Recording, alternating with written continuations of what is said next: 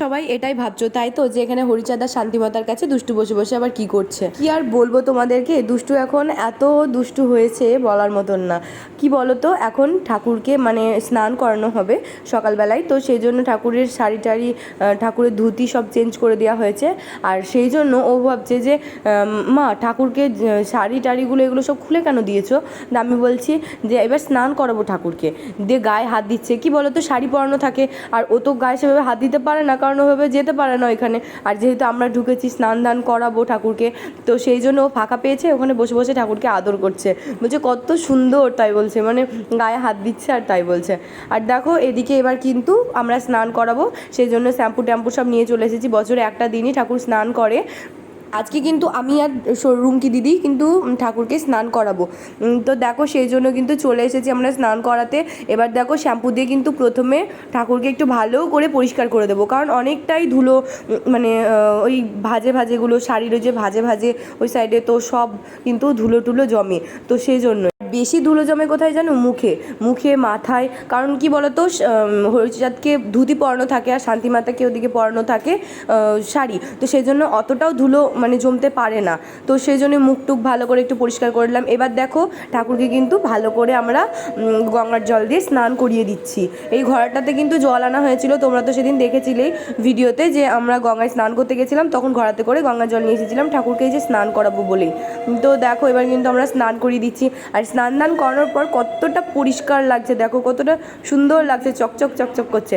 আর এবার কিন্তু মা আমাদেরকে বললো যে একটু নারকেল তেল মাথায় দিয়ে দে, তাহলে চুলটায় চকচক চকচক করবে, সুন্দর লাগবে। যেহেতু কালো চুল তো, আর একটু তেল দিলে একটু চকচকটা করবে, ভালো ভালো লাগবে। আর আমি না আবার গায়ে দিয়ে দিচ্ছিলাম, দিয়ে মা বলছে গায়ে দিস না, ধুলো টুলো মানে আটকিয়ে যাবে, তো চ্যাট করবে বেশি, তো সেই জন্য শুধু মাথাতেই দিয়ে দিলাম। তো এবার আমাদের স্নান দান করানো তো কমপ্লিট। এবার আমি আর রুমকি দিয়ে দেখো ঠাকুরকে মুছিয়েও নিলাম, তারপর দৌড় পরিয়ে নিলাম। এবার কিন্তু এই শাড়িটা পরাবো। হাওয়া খাচ্ছ কেন? ফ্যান চলছে না? যা, ফ্যান তো বন্ধ হয়ে গেছে। তাই নয় তো। আর রুমকি দিদি দেখো এদিকে কিন্তু ঠাকুরকে আলতা পরিয়ে নিচ্ছে আর নেল পলিশ পরিয়ে নিচ্ছে, আর আমি ওদিকে কিন্তু হরিচাঁদকে ধুতিটাও পরিয়ে নিচ্ছি, কারণ শাড়ি পরাতে অনেকটাই লেট হয়। আমি ওদিকে শাড়ি পরাতে পরাতে দেখো ওইদিকে দেখছি দাদুরাও চলে এসেছে। দেখো এদিকে কিন্তু দাদু চলে এসেছে, আর আমাদের এখনও মানে ঠাকুরের সব জোগাড়জান্তি করা হয়নি বলতে কি বলো তো, ঠাকুরকে সাজানো হয়নি।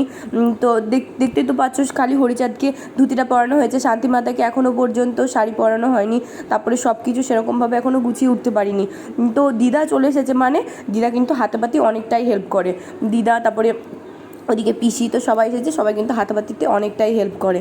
আর দেখো এখানে কিন্তু বুনু লিখছিল মানে ওম শান্তি হরি থার্মোকল দিয়ে। দিদা আর পিসিরা এসে দেখো ওখানে কিন্তু ঠাকুরের মানে ঘট, তো ঘটগুলো সব রেডি করে নিয়েছে। তো এই ঘটগুলোই প্রত্যেক বছর আমাদের বাড়িতে যখন অনুষ্ঠান হয় তখনই কিন্তু জল পাল্টানো হয় এই ঘটের, মানে আগেকার ঘটের যে জলটা থাকে ওই জলটা কিন্তু এই ঘটেই দিয়ে দিতে হয়।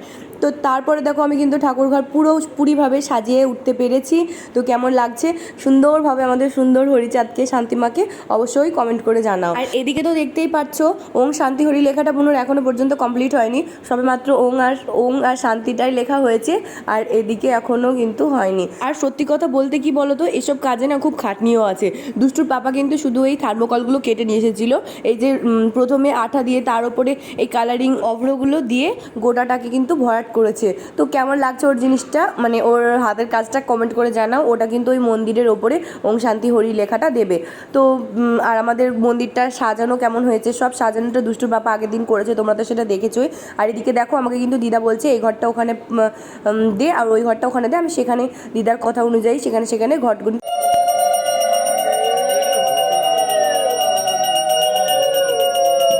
এদিকে কিন্তু আমাদের নিশানটাও পুজো হচ্ছে। তো নিশানটা পুজো করে এবার মানে প্রত্যেক বছর নিশানটাও কিন্তু পাল্টানো হয়। আর তোমরাও গোটা ভিডিওটা স্কিপ না করে দেখো, আশা করি খুব ভালো লাগবে।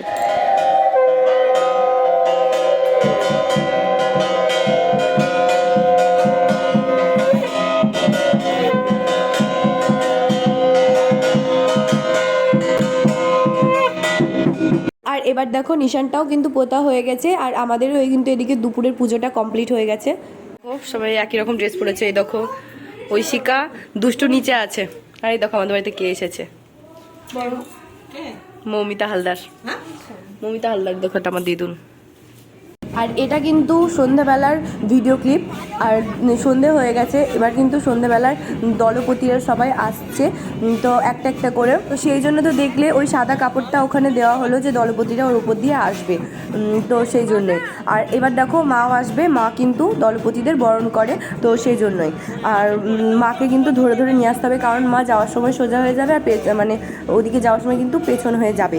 আর দেখো এদিকে কিন্তু তোমাদেরকে দুষ্টুকেও দেখিয়ে দিলাম, কারণ ওরা 3 বোন একই রকম ড্রেস পরেছে, দুষ্টুকেই খালি দেখানো হয়নি, তো সেই জন্য। তো অনুষ্ঠান কিন্তু তাও মোটামুটি 3 দিন হয়। প্রথমে লীলামিতা পাঠ হয়, তো তারপরে হয় এই যে অধিবাস, আর তারপরে হয় মহোৎসব। তো আজকে কিন্তু অধিবাস। তো অধিবাসের দিন এই সন্ধ্যাবেলাটাই এত ভালো লাগে, কারণ প্রত্যেকটা দল আসে, যতগুলো দল বলা হয়। তো এবার দেখো এটা হলো প্রথমে আসলো এই দলটা, তো সব দল কিন্তু একে একে আসে। তো প্রথম দল এটা, এবার আসবে পরে।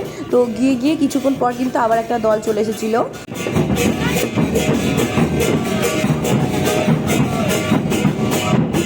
আর একে দেখো কত সুন্দর লাল পাড় সাদা শাড়ি পরেছে, আবার মাথায় কত সুন্দর একটা হেয়ার ব্যান্ড দিয়েছে, আর কত কিউট লাগছিল দেখতে। আর দুষ্টুকে কিন্তু এভাবে সাজিয়ে রাখলে অনেকক্ষণ পর্যন্ত থাকবেই না এত গরমে। আর এদিকে দেখো 2 জায়বুর কিন্তু প্রত্যেকবারই এটা কাজ থাকে, তো মানে দলপতিদেরকে এই যে শরবত কিংবা এই যে আজকে করছে গ্লুকন্ডি, তো এগুলো কিন্তু করে দেওয়া। তো দলপতিদের আগে কিন্তু দুষ্টু হয়ে দেখো খাওয়া হয়ে গেছে ওর, দুষ্টু বাবু আর এরা কিন্তু সবাই আগে সাইড করেছে যে কেমন টেস্ট হয়েছে। তো প্রথমবার কিন্তু ওরা বলছিল ভালো হয়নি, কারণ মিষ্টি হয়নি এরকমটা বলছিল। তো তারপর কিন্তু জামাইবুড়ো একটু লেবু দিয়েছে, তারপরে চিনি দিয়েছে, তো তাতে আরও টেস্টটা দ্বিগুণ বেড়ে গেছে। তো ভীষণই সুন্দর লাগছিল খেতে, আমিও খেয়েছিলাম।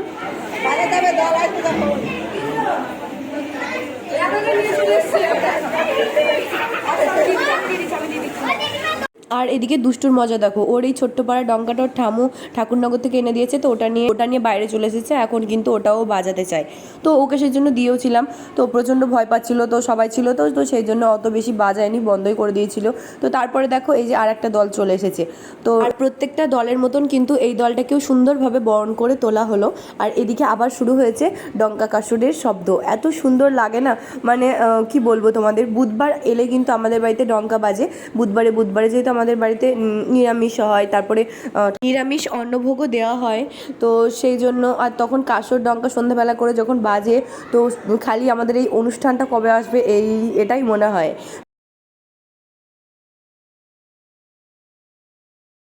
সবাই কিন্তু খুবই মানে ক্লান্ত হয়ে গেছে, সবাই বসে আছে।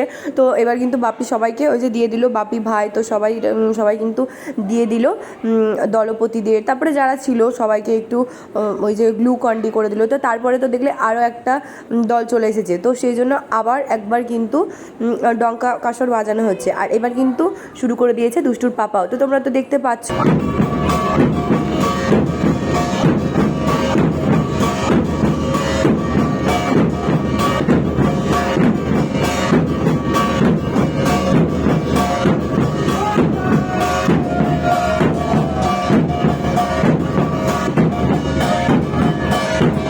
আবারও কিন্তু একটা দল চলে এসেছে। তো আমাদের কিন্তু এর আগের বার অনেকই দল হয়েছিল, তো এবার অতগুলো হয়নি, এবার 4-5টা হয়েছিল, আর এর আগের বার হয়েছিল 7টা, তো অনেকগুলোই হয়েছিল, 7-8টা হয়েছিল। তো সেবার তো মানুষজনদেরকে মানে বসতে দেওয়ার জায়গা দেওয়া যাচ্ছিল না, তো এবার একটু ফাঁকাই ছিল। আর দেখতে তো পাচ্ছ দাদু ওইখানে বসে আছে। আর এবার কিন্তু আমি দেখো দলপতিরা সবাই বসেছে আসনে, তো সবাইকে বরণ করে নিচ্ছি। আমি আর দুষ্টুর পাপা একসঙ্গেই কিন্তু দলপতিদের বরণ করছিলাম, মানে যারা আসনে বসেছে, যারা গুরুজন, তো তাদেরকে। তো সবাই একসঙ্গে, আমি আর ও একসঙ্গে বরণ করলাম, দিয়ে নতুন বস্ত্র দিলাম। তো তাদের কাছে এবার একটু আশীর্বাদ নিয়ে নিলাম। তো যারা কিন্তু দলের হেড, তো তারাই কিন্তু মানে বসেছিল আর কি, মানে এই আসনে। তো সবাইকেই বরণ করা হয়েছিল, মানে যটা দল এসেছে সেই দলের যারা প্রধান, তো তাদেরকেই কিন্তু বরণ করা হলো। তো আমি আর দুষ্টুর পাপা একসঙ্গেই দুজন মিলে বরণ করেছিলাম যেহেতু, আর ও আর আমি দুজনে একসঙ্গেই কিন্তু মিষ্টি জল তাদেরকে খাইয়েও ছিলাম।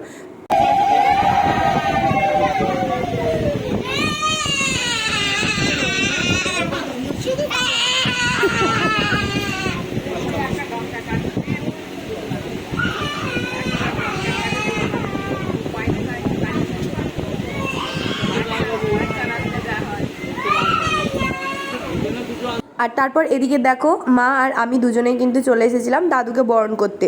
তো মা কিন্তু দাদুকে ওদিকে বরণ করে নিল, আর ওদিকে যারা আশেপাশে বয়স্ক মানুষ ছিল তো তাদেরকেও বরণ করা হয়ে গেছে। তো তারপর মিষ্টি জল খাওয়ানো হয়ে গেছে।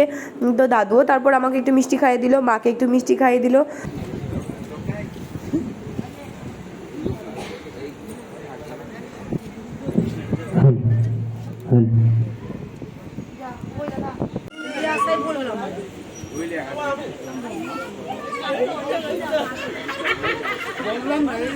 আর তারপরে কিন্তু মা এদিকে চলে এসেছে দিদাকে বরণ করতে।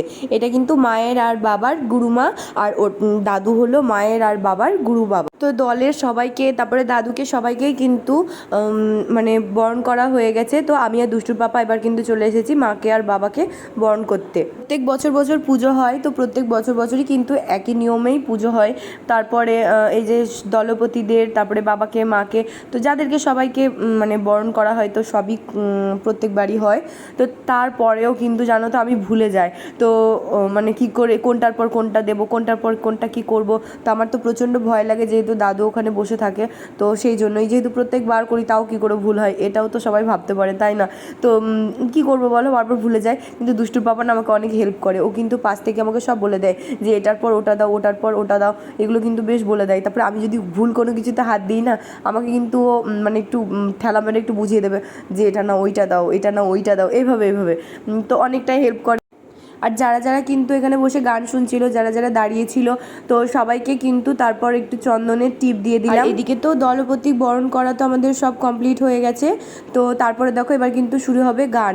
তো সারা রাত জুড়েই কিন্তু গান হয়, শুধু ভোরবেলার দিক করে একটু বন্ধ থাকে। তো গাইস তাহলে ভিডিওটা এখানেই শেষ করছি, দেখা হচ্ছে পার্ট 2-তে। তো এটা কিন্তু ছিল পার্ট 1। তো ভিডিওটা কেমন লাগলো অবশ্যই কিন্তু কমেন্ট করে জানিও। আজকের মতন টাটা।